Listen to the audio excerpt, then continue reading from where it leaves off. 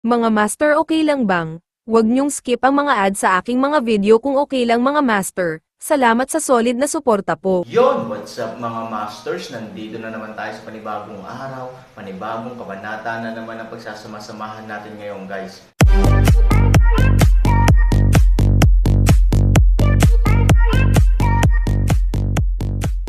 Bali mga masters, kung bago ka pa lang po sa aking YouTube channel, please click the subscribe button, lalong-lalo na po yung notification bell guys, para maging connected pa rin tayo sa isa't isa at maging updated kayo sa mga susunod ko pang video. Bali mga masters, bago natin umpisahan ng kwento ay mag-shoutout po muna tayo para sa mga solid nating tagapakinig. Shoutout kay Arnel Di Mapilis at shoutout kay Thunder Balinsayo. Yun na nga mga masters, no? Bali hindi na ito patagalin. In 3, 2, 1, let's go! Boom! Sa pagpasok ng dalawang enerhiya, dahan-daang lumingon ang Double Dragon Tripod. Si Han Sanchen ay hindi idle, palaging binibigyang pansin ang bilis ng pagpipiloto at pag-ikot ni Ding. Alam na alam ni Han Sanchen na ito ang intuitive surface ng Ho-Ho, na tanging bagay na maaari niyang kontrolin.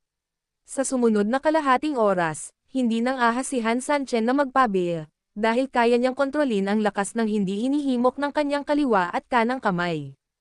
Sa makatuwid, dapat palaging paalalahanan ni Han Sanchen ang dalawang babae, kung sino ang dapat gumamit ng mas kaunting puwersa at kung sino ang dapat gumamit ng higit na puwersa.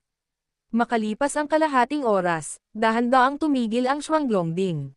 Sa oras na ito, sina Han Sanchen at Pei Gu, na nanonood, ay hindi napigil ang huminga ng mahigpit. Doon, malapit ding nagkomento ang dalawang babae ni Ivory pagkatapos huminga.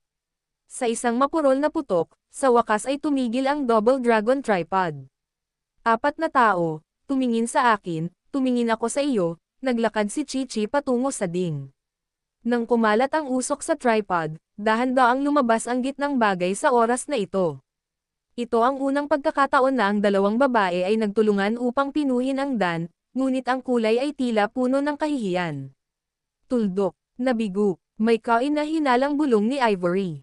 Walang nagsalita, iniunat ni Han Sanchen ang kanyang kamay at inilabas ang mga table tas sa tripod. Hindi ito malaki, halos kasing laki ng hinlalaki, ngunit madilim na kulay abo ang kabuuan nito, na nagmistulang isang tabletang lason. This thing, tingnan mo kung ano ang hindi 3,000, sa tingin mo parang something. Sabi ni Ivory. Nang marinig ang mga salita ni Ivory, sumimangot si Han Sanchen, ano ang nahanap mo? Umiling si Ivory at sinabing, naaalala mo ba noong tayo ay nasa lupa? Noong nanood tayo ng TV, mayroon ba tayong produkto na tinatawag na Wuji by Feng Pil? Sa tingin mo, ito ba ang hitsura? Kung ang seryosong kalokohan ni Ivory ay nakakaramdam ng kaunting pagkabaliw kay Han Sanchen sa oras na ito. Pagkatapos, ang isang pangungusap ng Wuji by Feng Pil ay talagang ganap na sinira ang depensa ng Aaron. Gusto niya talagang magbulalas, ngunit sa susunod na segundo siya ay manhid, dahil ang mga salita ni Ivory ay puno ng pangungutya, ngunit sila ay talagang nagturo ng isang malinaw na paraan para kay Aaron. Ibig sabihin, isa talagang buong itim na manok at puting phoenix na tableta. Not bad. 3,000. Anyway, may finished product pa rin, and in fact, it is also in line with the drug, kalsada ng Ivory. 3 halaman, kasama ang napakaraming superior goods, ang resulta ay napakaliit. Hindi alam ni Ziking ang sining ng alchemy at nag-aalinlangan siyang nagtanong. Ngumiti si Ivory at sinabing, mabuti naman. Kung gusto mong magbago sa nakasanayan, baka pwede kang magkaroon ng isang kaldero ng kanin ng direkta, o ang uri ng paste. Ngumiti ng mapait at walang magawa si Ziking. Lumapit si Pei Gu sa oras na ito, tumingin sa Aaron, at sinabing, gusto mo bang magpadala ng ilang doktor ngayon para tingnan kung kamusta ang gamot? Anyway, may isang gabi pa. Magdedesisyon tayo kung iinom ito pagkatapos nila. Sinuri ito. Talagang matatag ang pamamaraan ni Pei Gu. Gayunpaman, mayroon ding isang sagabal. Ang natapos na tableta ay isang hinlalaki lamang ang laki. Kung nais mong pag-aralan ito, kailangan mong ibawas ang higit sa kalahati. Kung ang gamot na ito ay maaaring gamitin, ito ay may maliit na epekto sa ilalim ng ganoong kalaking volume. Bukod dito, Kahit na tumatagal ng mahabang gabi, hindi alam kung ano ang mga kahihinatnan o iba pang mga epekto na idudulot ng gamot na ito.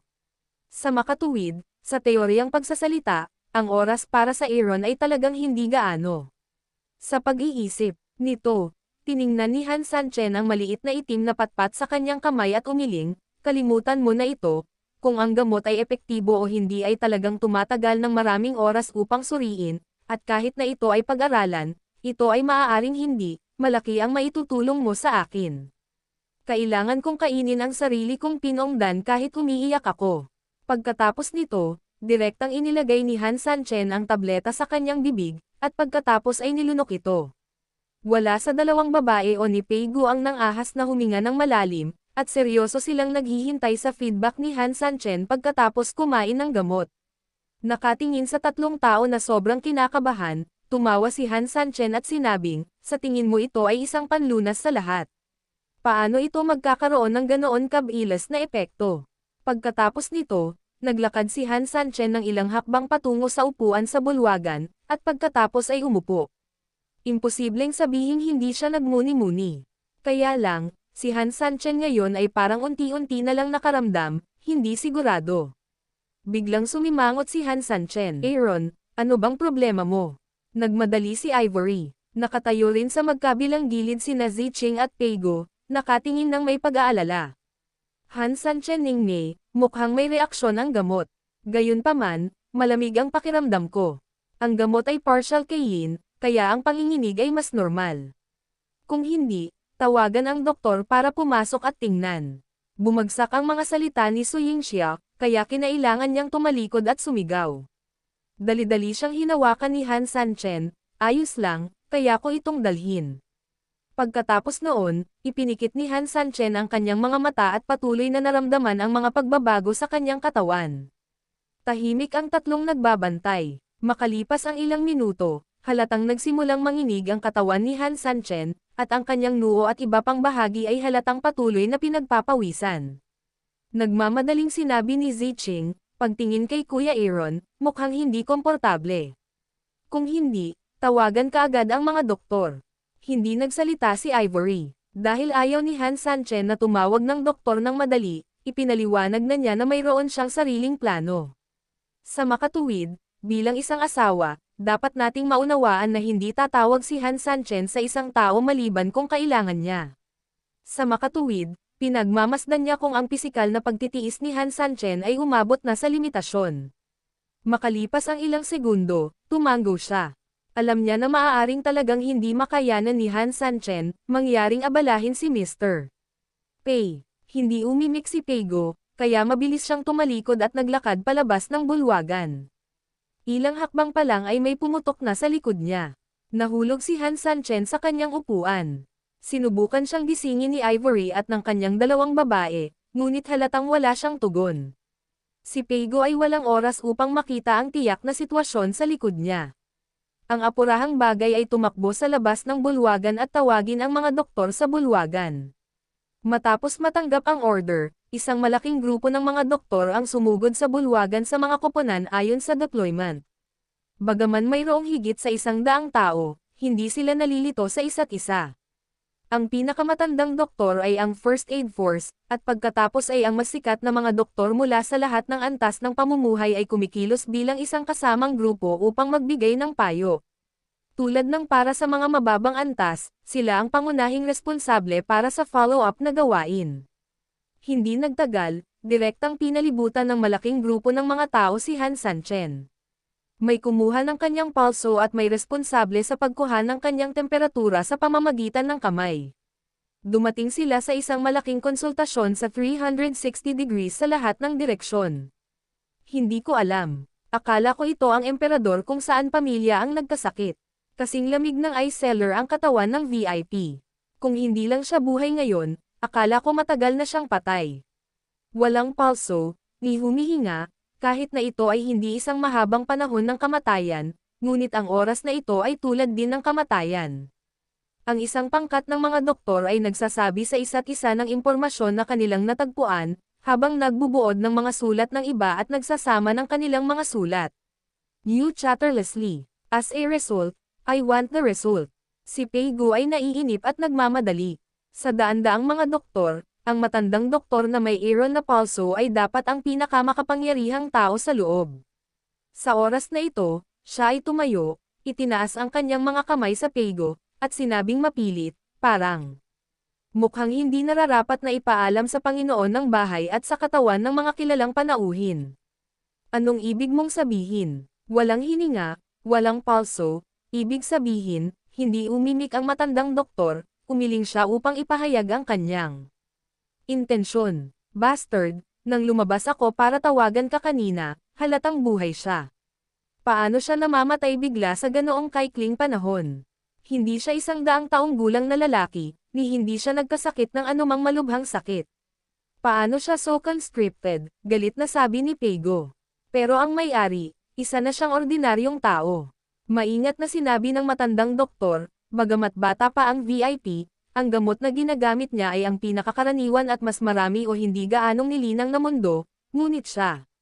Hindi na nagsalita pa si Peigo. Sa puntong ito, ang 4 na tao, kabilang siya, ay tila hindi iniisip ang problemang ito.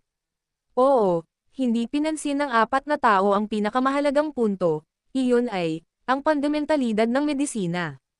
Isinaalang-alang lamang nila ang yin at yang ng gamot, ngunit hindi ito isinasaalang-alang. Sa katunayan, ang anumang uri ng gamot para sa Han Sanchen ay isang malaking gamot na pampalakas sa mga malalaking gamot na pampalakas. Si Han Sanchen ay isang ordinaryong tao na walang cultivation. Hindi man lang masasabing siya ang pinakamababang uri ng tao. At ang ganitong uri ng tao, na may magandang gamot para sa gamot na pampalakas, anuman ang prutas, kung isasaalang-alang lamang ang gamot, matitiis ba ito ng Aaron? Hindi makatwiran na sabihin na ang kawalan ng laman ay hindi nabayaran. Hindi. Sa pagpapaalala ng matandang doktor, sabay na nag-click sina Ivory at Zeking. Matandang doktor, may paraan ba para mailigtas siya? Kakayanin natin ito kahit anong mangyari. Nagmamadaling sabi ni Ivory. Mariinding tumango si Zeking, oo, pakitulungan ang matandang doktor. Bahagyang yumoko ang matandang doktor, pagdating ko rito, inutusan kami ni Lord Pay na tiyakin ang kaligtasan ng VIP anuman ang kahihinatnan nito. Kaya naman, gagawin namin ang aming makakaya ng walang tagubilin ng 2 babae. Pagkatapos noon, sumugod ang matandang doktor at nagkatinginan ang ilang doktor. Sa sumunod na segundo, ang lahat ng mga doktor ay nagsagawa ng kanilang sariling mga operasyon at nagsimulang gumawa ng kanilang mga pamamaraan ng first aid sa paligid ng Han Sanchen. May acupuncture at acupoint pinching. For a time, parang magulo at napakaayos. Nakita ito ng 2 babae sa kanilang mga mata at nababalisa. Ilang sandali, hindi nila alam kung ano ang gagawin. Mabilis na lumipas ang oras, at ang dalas ng pagsadyap ng mga doktor ay unti-unting bumabagal. Parami ng parami ang umiling at bumangon na bigo. Inalis nila ang kanilang mga ulo, o dirdiretsong naglakad papunta sa pinto, at walang tao sa kanilang tabi. Malinaw, para sa kanila, sila ay nabigo, at natural na wala silang mga salita upang harapin ang may-ari ng pamilya Pei at mga kaibigan ng mga kilalang bisita. Kahit na ang matandang doktor ang pinakamatanda, siya ang pinakaabalang tao. Ang 12 pilak na karayom sa kanyang kamay ay naglalaro na parang ulap at tubig, at halos lahat ng acupoints ay sunod-sunod na sinaksak. Unti-unting nababalot ng pawis ang kanyang kunot na noo sa mga oras na ito. Gayunpaman, wala siyang pakialam na panasan ito. Tumingin lang siya kay Han Sanchen na nakahiga sa harap niya at mamantong hininga. Halos naubos na niya ang lahat ng kanyang kakayahan, at ang kanyang kakaibang kasanayan sa housekeeping ay nailapat ng walang reserbasyon. Ngunit ang resulta ay nakakabigo. Si Han Sanchen, ang pasyente, ay walang reaksyon.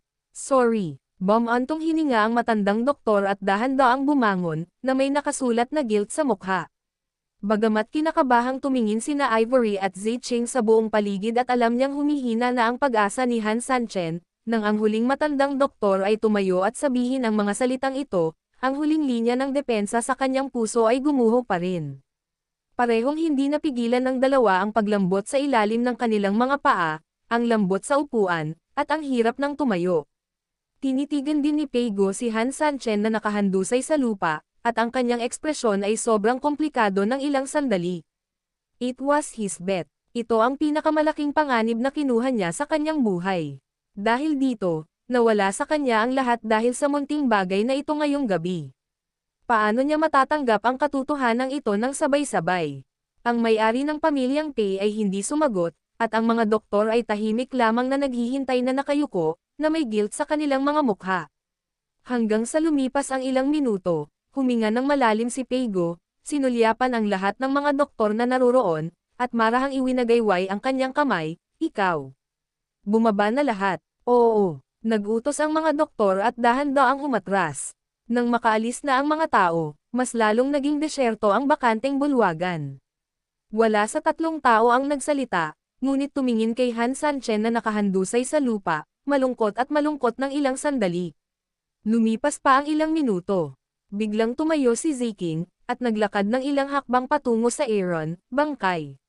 Sa kanilang nalilitong mga mata, itinaas ni Ziking ang kanyang kamay at pinaupo si Han Sanchen sa lupa. Pagkatapos, hinampos niya si Han Sanchen sa balikat. Ang banal na kapangyarihan sa katawan ay agad na bumuhos sa katawan ni Han Sanchen. Nang makita ito, gustong huminto ni Peigo, ngunit tumayo si Ivory at pinigilan siya. Hayaan mo siyang subukan, kalsada ng Ivory. Pero Aaron, he has so many doctors just now can't be misdiagnosed. I mean, patay na ang patay, we should respect 3,000, let him live here with dignity. Nag-aalalang sabi ni Peigo. Ang pag-istorbo sa patay ay isang uri ng kawalang galang na pag-uugali para kay Peigo. Kahit na ang pagkamatay ni Han Sanchen ay nangangahulugan na ang kanyang taya ay nabigo, si Peigo ay hindi ang uri ng tao na lumilingon at hindi nakikilala ang iba.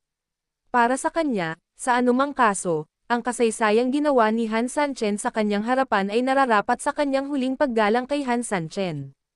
At ubiling ngumiti si Ivory, ituring ang patay na kabayo bilang isang buhay na doktor ng kabayo.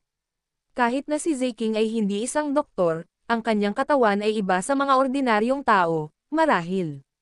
Nang marinig ang mga salita ni Ivory, tumanggo si Peigo, ngunit natural na hindi niya ito sineryoso. Gayunpaman, makalipas ang ilang minuto, biglang nag-iba ang mga pangyayari. Si Han Sanchen, na pinagaling ni Ziking Zenki, ay biglang umubo ng marahas sa oras na ito. Yun na nga mga masters, no? Bali panibagong kabanata na naman yung natapos natin ngayong gabi. Muli, maraming salamat po talaga sa walang sawang suporta po sa aking YouTube channel na talagang inaabangan nyo po ang bawat upload ko po. Bali mga masters, magkita-kita ulit po tayo bukas ng gabi at ngayon po ay magpapaalam po muna tayo. Bali mga masters, bye-bye!